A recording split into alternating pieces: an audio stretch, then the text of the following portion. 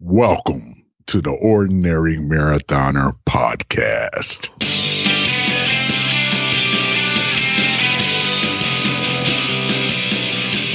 Hello and welcome to the Ordinary Marathoner Podcast. My name is Coach Scott. I'll be your host today. It is Tuesday, June 16th. I got a great show for you guys today. I got a great guest. Going to bring him on in just a minute. As always, you can find this in the back episodes of our podcast at our website, ordinarymarathoner.com. Check it out if you get a chance. You can also find them at the aggregators, places like Stitcher, TuneIn, iTunes, Google Podcasts now. What's the other one? There's another one out there, too, we got that I don't... Spotify, I think we're on, too. Check those out if you get a chance. Also, check out our YouTube channel. We are building that up. Got a lot of videos up there now. All the podcasts have a video edition as well. We've been putting up our the live streams of our Zwift rides, our Thursday night Zwift rides. The live streams go up there. We do a lot of fun stuff on those rides. We do a lot of trivia and movie quotes and song lyrics and all that good stuff. So if you're thinking about joining us, just give me a shout out. Let me know if you're on Zwift, and I will add you to the ride. You can come ride with us. That'd be awesome. Thursday nights at 6:30 Eastern. Also on the YouTube channel, our happy hour and coaches panels. We've been doing that every other Friday night. They've been really awesome, really cool. And, I think we missed one. I'm still upset about that one that we missed, but 3 out of the 4 are up there. Every other Friday night, we do our coaches panel. So check out the coaches panels we got up there. The latest one is with Stephanie Luaris. It was awesome. We had a great time. A motivational speaker. She was awesome. She's got a great story. Check it out if you can. And hit that subscribe button over on our YouTube channel. We could really use the subscribers over there. Approaching 150 subscribers. That's pretty good for an old man. Anyway, without further ado, let me bring in today's guest. He's awesome. He's an awesome guy. He does some incredible things. His story, man, when I saw it on Facebook the other day, and I said, I have got to get this guy on the show. That being said, let me bring him in. He is a marathoner, an ultramarathoner. But he's got a little bit of a different story. I'll tell you, we had Christian Lee, a friend of mine who was actually a guest on the podcast a few years ago, send me an article about this guy. And it said, here's a guy who was doing a race called, I think it was the Lumberjack, it was like a 57K or 59K. It was some ridiculous race. And the thing that got me about him was that he was doing the race, he was walking, and he had a racing walker, and he looked just so determined to get to the end. Robert Hardy, welcome to the show. I'm so glad we were able to reel you in and get you on the program. Thank you. It's great to have you here. This story, I kind of don't know where to begin, because it's like there has to be something here. And I'm trying to say, the thing that moved me, obviously, was the pictures of you and the video of you. It looked like you were just struggling, just walking, and to think you were doing all those miles. And I kind of wanted to start at the beginning of this, because there's got to be a story here. Sorry. Yeah, no, go ahead. Why don't we start at the start? Why don't we start? 1990, yeah. I was out of shape, needed to get into shape, and I joined a jiu-jitsu school. 6 years later, I was diagnosed with leukemia. So, unfortunately, I had to complete my black belt with leukemia. And that meant I had to stop medications. So coming after medication, getting over the bone marrow transplant, I started racing a bicycle. And I did that from 2001 until 2008. Then I had a hip problem. I had to have a total hip replacement. So the bicycling had to be cut back. In 2012, I had a blood clot on my intestine. It had to be removed. I was 3 months in hospital, 3 surgeries, and came out without balance. And that's where I started racing a walker, because I had nothing else. And I was depressed because I was trying to get around on 2 canes at the time. So I joined forces with Hugo Mobility in 2013, and we created a thing called Wobbly Walker Walkathon. And at that time, I did a 20-kilometer race walk, sort of. And from there onwards, I just progressed. My first marathon was in 2016 at the Ottawa Marathon. And I completed that in 6 hours and 28 minutes. In 2008, I cut that time back to 5:23. So my goal now is to go for a Boston Marathon qualifier of 4 hours, 20 minutes, which sounds ridiculous, but I know I can do it. And that's the secret. I got to tell you. Briefly. as a guy who races without a walker, those times are very impressive. I mean, I've done a 6:28, and it's about a 14.5 minute pace. And to walk that with a walker is incredible. And then to hear, what was the second time? A 5? It was 2018 when I got it down to 5:23. 5:23 with the walker. That was at the Toronto Marathon. It's all on Sports Stats. I've got all my stuff on Sports Stats. So. Wow, that is incredible. Let me ask you this though, Robert. Even before you started, you had the canes, you had the walker. You said you were a black belt and you were doing the cycling. Did you ever do any kind of racing before the walker? Were you ever a runner before the injury and the balance issues that you had? Way back in high school, my specialty was the mile, and that was back in 1964. Gives away my age. And I did a 4:54 mile at that time. Well, and actually for my listeners, that's something that, that they don't even, I mean, they haven't even really we've only appreciated half of this right now, that the fact that you're walking with sort of this racing walker. Is it a specialized walker, Robert, or is it just a normal? No, I took a Hugo model, and I took all the weight and everything off that was not necessary, because it's a very lightweight aluminum.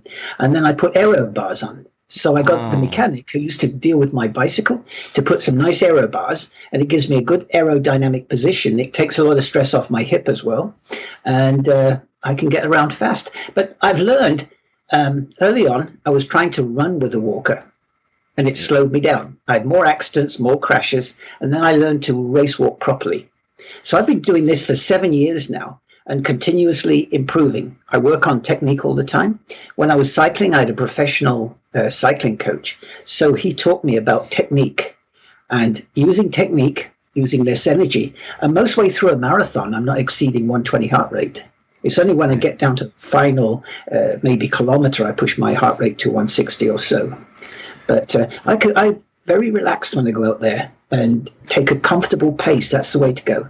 My marathon, I start way at the back because it's easier for me to overtake than get jammed in traffic. And I know on the Toronto Marathon, it's tight with those tracks, the what are those things called? The streetcar things. Oh, right, like a trolley or like a... Overtaking people, I have to jump the walker across the tracks and then back. And that's physically very hard. Yeah. But I've done it. The wheels are good. They're kind of easy rider wheels, and that's helped me a lot. That Hugo helped me with those. So let me ask you this, Robert. Now you mentioned, so you did under 5.5, and now you're thinking about qualifying for Boston, which you said is like 4. Yeah, is that? I mean, to me, when I think someone walking, and I think 4:20, I don't even know if that's possible. Has that been done before? A walking Boston qualifier? You know what? I don't know. I know. I know always I do the Toronto Marathon and there's walkers, and I always come in first place in my age group, of course, which is bloody old. And this year, I'm the 70 to 74 age group this year. So, but don't forget, I've had leukemia, I've had all these problems, but I've always stayed fit. And by staying fit, you can survive. I went into the bone marrow transplant, the leukemia, being fit. And that really, I think that saved my life. Yeah. Eating well, thanks to my wife. And the exercise is just a lifestyle. Yeah. And you have to do it. Every morning, I get up and do my 40 push-ups, 40 crunches, and so on. A little bit of old jiu-jitsu days. Yeah, I was I mean, that brings up a whole other thing, right? It's like, you win your age group, but then I'm wondering, you have that black belt, and I mean, how many do you kind of like walk by someone in your age group and just give them a little chop? No, of course not. People who have black belts don't go looking for trouble. I know. I'm just kidding, man. I'm just joking. I don't want you after me, God forbid we're in the same race. I don't want to. I don't want to make you mad. He's a black belt, ladies and gentlemen. Getting through a race can be tough with the walker. Yeah. And one of the worst examples, I think, was 2017. I did the Rock and Roll Marathon in Montreal, and it was very, very hot. The marathon was cancelled, so we had 18,800 people in the half marathon. Oh, wow. And that was tight going. 900 people went down with the heat. Wow. But I always took care of myself, a little bit of salt in water, little bottle, just to make sure that I've got enough salt in my system to get through. And I came in at around 10,000 out of the 18,800. So I was That's halfway. great. And I was having to force my walker through the people too. That was another. I mean, that's got to be hard. Yeah. That's got to be hard. I mean, geez. Best half marathon time so far is 2:20. That's great. And I haven't. I stopped doing half marathons in 2018 to focus just on getting a good marathon time. So and I trained for. Yeah, let me ask you about that lumberjack race too. I mean, here's kind of an here's an interesting question. Let's talk about this first. You were a miler back in high school. You said that was your that was your cross country as well. I did cross country. Yeah, and then you kind of go through all this health issues, the leukemia, the hip, your balance issues. How do you come out that other side and make the decision? You know, it's good for me. Marathons and ultramarathons. How did that happen? Well, it started off by doing 20 kilometers for Terry Fox. We called it a wobbly walkathon. And actually, I believe I sent you a video. Yes. The interview I did for CTV today, and that's where I started from. And I tried to make this walk go fast, and it wouldn't go very fast. So I did my 3 hours, 20 kilometers in 3 hours, which wasn't very fast going. And so from there onwards, I developed walking techniques. I contacted race walking groups and got advice on good race walking. And even John Stanton, who I've met up quite a few times with at the marathons, various marathons. And I got good advice from people. And I practiced. And you just went for it. Yeah. I've got a very smooth technique. If I run smoothly, I don't hear my feet. And that's my goal. And if I'm running smoothly, my heart rate is nice and steady at maybe 120 or even less. And I can maintain a comfortable speed, more or less 8 kilometers an hour at a low heart rate without putting too much effort in. But it's the way you do it. You have to do it right. And that's what's, I can't say I've been successful, but I've achieved goals that I needed to achieve. And the big one is the Boston Marathon. Well, I can do that. Yeah, that's basically. I do a 10 kilometer in 1 hour and 3 minutes. Wow, just do a straight 10 kilometers. So you got to you got to extend that pace out, and I mean that's you probably get a little faster than that. But you're closing in on it. Yeah, I've got to work hard at that. Yeah. So the Boston Marathon now. So your age group being 70 to 74. Is there another one on top of that? Or is it 75 to 80? Yeah, there's one going to 80, I think. There's one 75 to 80 and even 80 beyond. You just got to outlast the rest of them. You just keep outlasting the rest of them and you'll eventually get there. But I know lots of old guys my age who are doing this thing and they're probably more focused than the young guys because they have to be. I tell you, it's kind of like a weird thing about this sport. It's, for me personally, I mean, I started when I was 39, but when I was younger and I was 18, you would think I was in better shape. And I think the most I ever ran might have been 5 miles. And I never, ever had any desire to go beyond that. I don't know if it's like maybe just when you're younger, it's easier to have short-term goals and not, it takes a long time to train those extra few months to get to that 26.2 miles. We're in the States, so I go by miles. I know you're a kilometer guy. But it takes a while to train for that. When you're younger, you're just kind of like, marathons for people who run long distances. I'm not going to ever do that. Who would want to do that? And you get older and you're like, wow, that's a great accomplishment. I think I might want to do that. And then here we are. Yeah, well, going back to the Lumberjack Marathon, Lumberjack Marathon started with the Ottawa Marathon, which was supposed to have been the regular race. The Lumberjack Marathon is day one, a 2 kilometer race, a 5 kilometer race, a 10 kilometer race, followed by the second day, which is a 42.2 kilometer marathon, 26 miles. And what I did for myself, there was no race going on, so I said I'll organize it locally because I use it as a fundraiser as well. So I organized in my own area, and I train on a road that I climb 80 feet up and 80 feet down on the route. That's my marathon training. I said I use this road, and I did a 26 on the first day and 33 kilometers on the second day, made up the whole 59. Wow. And I had to cut corners because CTV, the TV people, were waiting for me at home. And I had to make it 57 instead of 59. And that was the comment. I don't know if we should count that then. Look, I give it to you. That in 7 hours and 40 minutes. Yeah. A little bit slow. Wow. But, Yeah. For 50, 7 kilometers? Yeah. That's pretty, I think that's pretty incredible. I think, But I don't know. I think it's I did incredible what you're doing. 100 this year. There, Yeah, another 100 this year. Last year, I did my 100 in 12 hours and 52 minutes. And I'm trying to knock 52 minutes off that to make that straight. It's not difficult doing 100. It's 50 a day.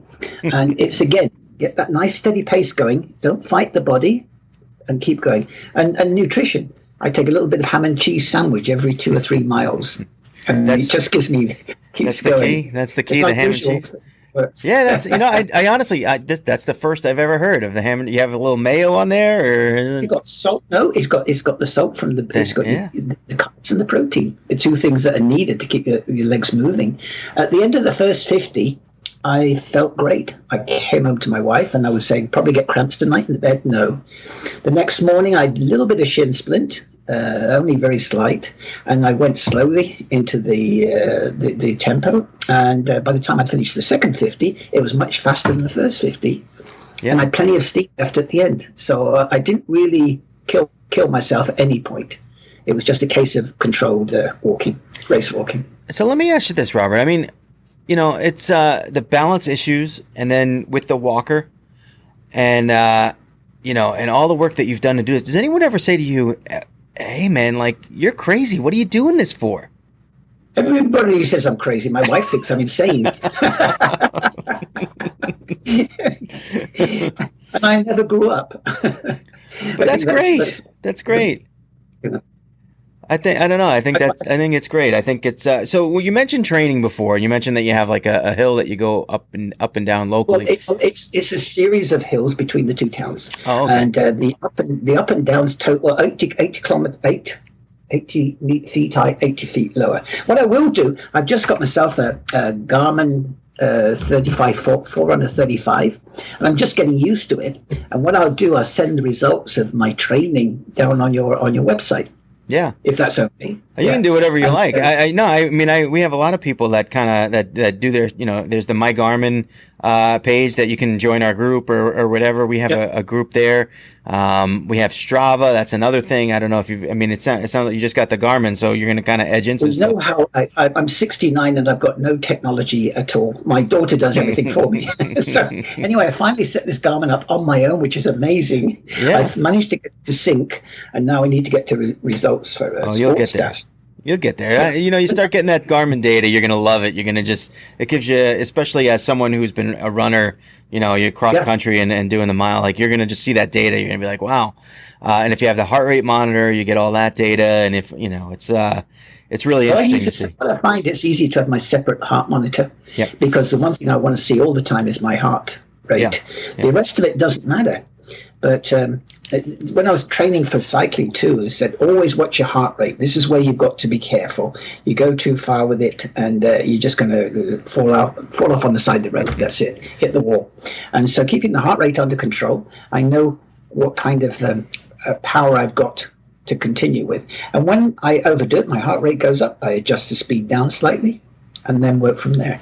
And I always like to try and make the same speed up as the speed down as well. That's just training for for any race. Yeah, that's the way you work. Yeah. That's interesting. So let me ask you this though, Robert. You got the cycling, you got the running. Has there ever been a possible triathlon in your future? You can't not swim. A triathlon because the water screws me up at the moment. since I had all the troubles, I used to go to the water training after I got over the hip replacement. I had the total hip replacement 2009, and this week I'm out of action because I strained it, and so it's very painful at the moment. So I got to take a little rest and just do light exercise every day. And I'm going to redo my lumberjack marathon going into August, because I've got till September to put my results into the Ottawa, the sports stats results. Right. And I get 5 medals, and I get my shirt and all the rest that goes with it. And of course, I want a good time for that. So let me ask you, the lumberjack, is that like a race that you have to kind of do virtually, especially this year with all the COVID? I'm doing it virtually. Doing the same course, but I'm going to break it down to 2, 5, and 10 for the first day and do the marathon on the second day. So a little bit different tactic. Was that just from the experience from last year? No, this is to get my official stats from Sports Stats. I have to break okay. it down. I have to use their rules to get the medals. Gotcha. So 2, 5, 10, and then full marathon. Gotcha. Yeah. And you said that was in August? I'm going to do that in August. I haven't made the date yet because I've still got pain. I'm not predicting anything. I like to get back to a full training program. My full training is usually 36 kilometers a week. I do 3 12s a week, and then I'll switch that around. I'll do 1 12 and do a 26 because a 26 is much harder work than doing a 12. And so I can only do that once every 2 weeks, the 26, and otherwise it's too hard on the body, especially at my age. And there is you got to, as you say, take it easy. Listen to the body. This is all the important things for anybody doing anything, I think. Yeah, I totally agree. As a coach, I give the same advice to my athletes as well. It's always like that. You're tempted sometimes to train. You got to know the difference between what's are you hurt or are you injured?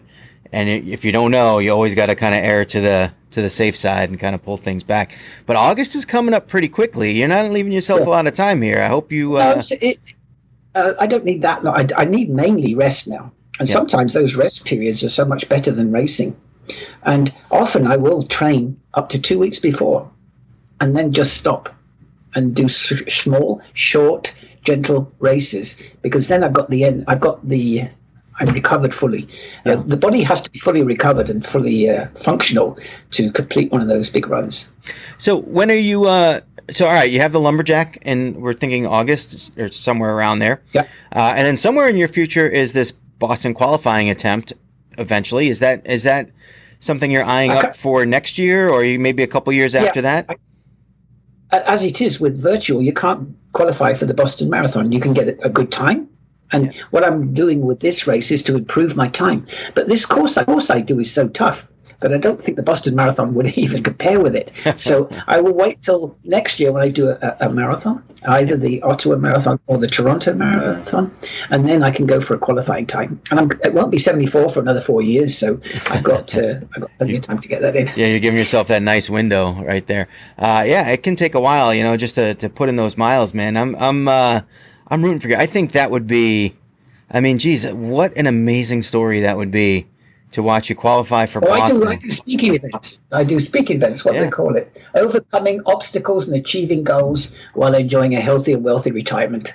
And I do gigs all around in hotels and things. No, at this time I can't do any, but they do work. I have an impact with that. No, I'm sure you do. It's being an old man, leukemia and all the other things.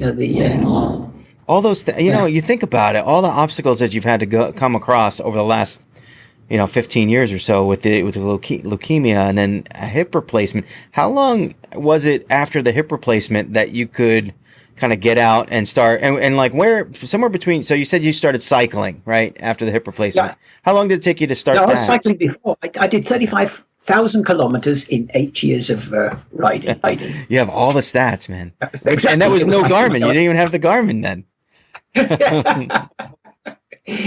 No, I started. It took me 3 months to get to ride on the bicycle, and I went on a 35K run around, and I was very nervous. I was almost nervous about it falling off, and that's the feeling that's mental because it's only been installed a little while ago, and I'm scared of falling off the bicycle. Oh, right. And all kinds of fears. Yeah. And I did have a crash, and I went straight to the hospital. They X-rayed it, and they said, actually, because I use it so much, the hip is in great shape.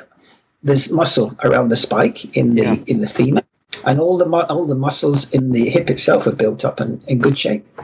And I had that checked a couple of weeks ago because I was concerned that I damaged the hip, permanently, and they were worried that it might just worn out because of all the miles. It's, could be. Since the hip, 6,000 kilometers biking and 12,000 kilometers walking. And so the balance issues you were talking about, did that happen after the hip surgery? Happened after the stomach problems in 2012. Yeah. It was October 2012. I was actually at that time training for the bicycle to race in South Africa with the World Transplant team. And I used to compete in the World Transplant Games for Canada. And so that was all forgotten. I was in hospital for 3 months, and it was a horrible time. And coming out, I got depressed when I came out and I couldn't stand up. My beautiful bicycle was on the wall. I had a Civello Soloist, very nice bike, really expensive wheels, etc. And I was walking around, hobbling around on two canes. And then my doctor and my wife persuaded me to get a walker. And then I started flying around town and I felt, great, this is another way of going fast. The best sport I ever did was in the hospital when I was going through my bone marrow transplant. It was called IV pole racing. And there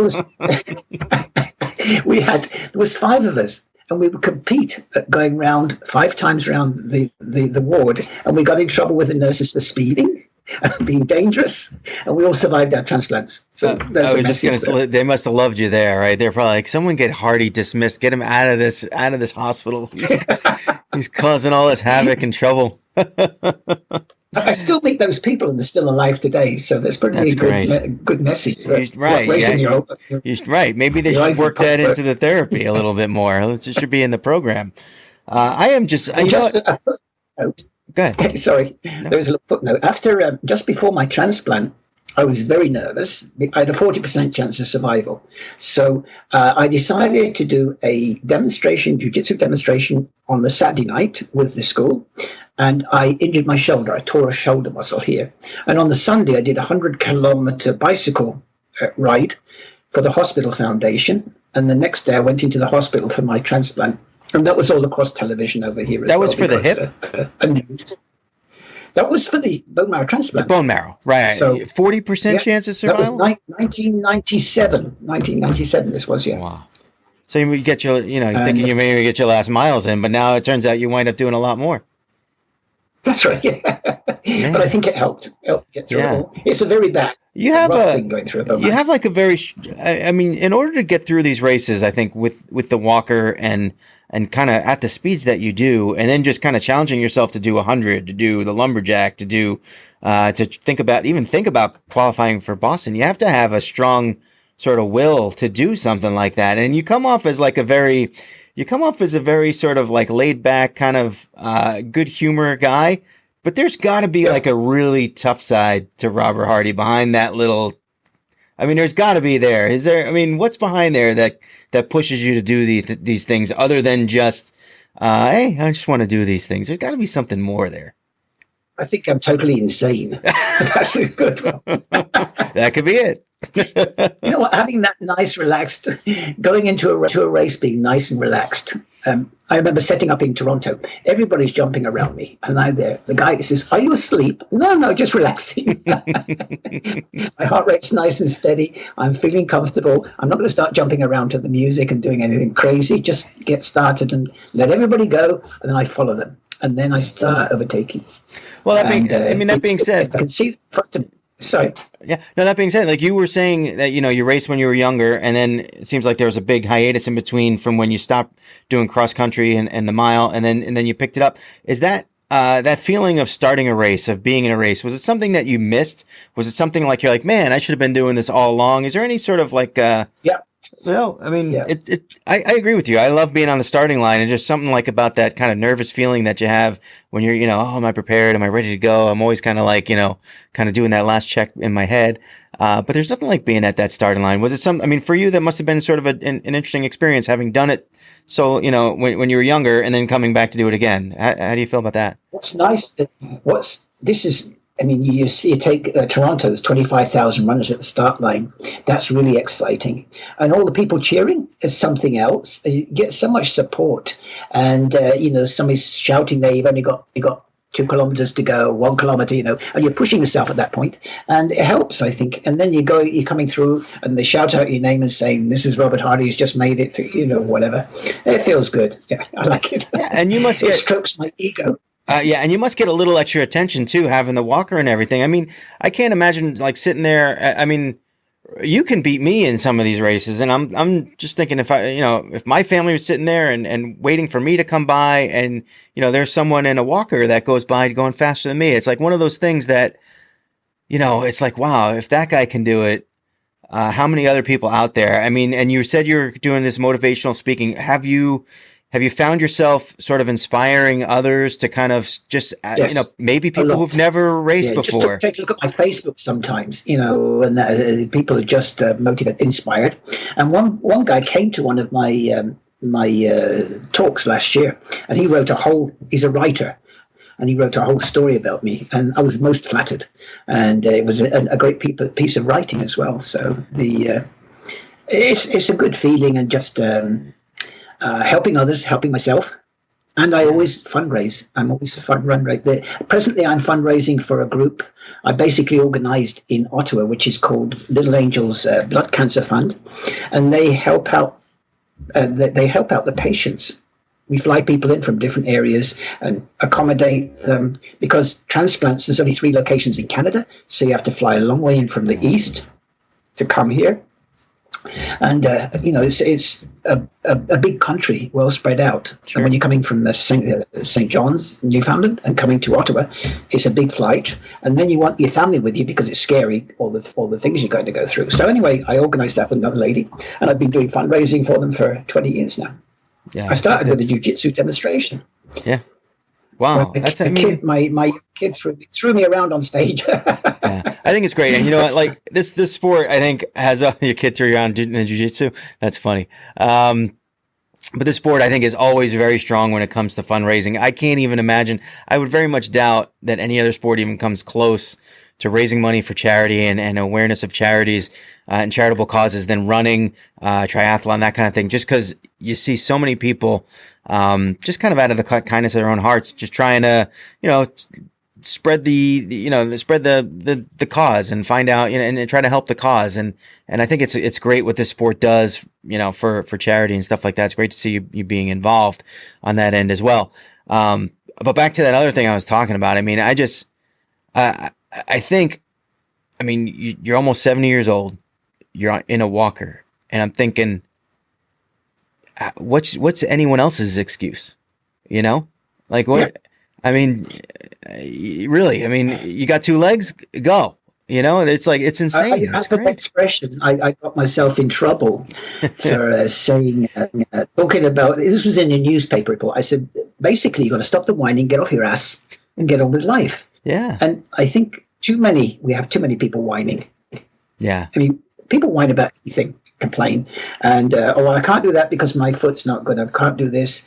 You can race walk because it doesn't hurt your ankles. It doesn't hurt your knees unless you do it really badly. And I see more runners running very badly. And they're the ones I walk by, because you can see they're flattening their feet, flattening the feet on the floor. And they're hurting themselves when they could be walking and getting some benefit from it. Race walking is good. You got to patent that walker with the aero bars, and just start selling them like crazy. The Robert Hardy walk fast machine or something, and get balance is off. Yeah, my balance is off. So yeah, having the aero bars brings my center of gravity down lower. And so when I tip to the side slightly, I just readjust and stay in a straight line. I think that's... And my balance sometimes gets worse, sometimes it's better. It varies. So there's nothing I can do about that. So I just live with it. Yeah. So what, we've mentioned the actual specific races, but, in terms of your work from a broad scope, fundraising, motivational speaking, and obviously running, what's next for Robert Hardy? And, what's the next YouTube video that I'm going to see? What's the next, what are the next goals and future things that we have to look forward from you? Well, the last, when I sent the video through, you'll hear music on there. And that was from my 5th Day Suite, which I recorded with the Czech Philharmonic. And in 2010, we premiered it in Canada. And so after that performance in Toronto with Kerry Stratton and the Toronto Philharmonic, we met with Naxos and HMV. And they said, what you need to do is put images with the music, because classical music, you need images to sell the music. So we've completed the work. I'm now gone back to Toronto Concert Orchestra with a proposal, a smaller orchestra, and actually made the music easier to play. because I was told by Kerry Stratton that we are brass bastards. We make it too hard for the brass players. So we honed it down and got it right. And now I've just written a new work, finishing a new work, and it's called Clockwork Mouses, which is obviously science fiction.